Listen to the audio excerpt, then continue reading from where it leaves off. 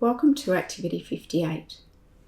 In this activity, we will be developing fluency with double bonds for the holes of 12, 14, 16 and 18.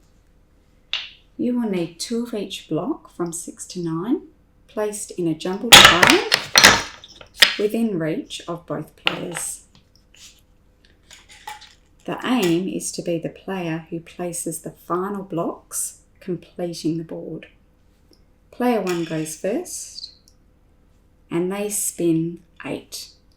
They pick up both 8s and say double 8 is 16, and they place the blocks on the part hole diagram.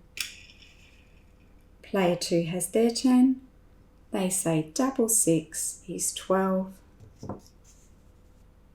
Player 1 has their turn again, and they spin something that's already been placed. So they just say double 8 is 16, but they don't place any blocks. Now it's your turn.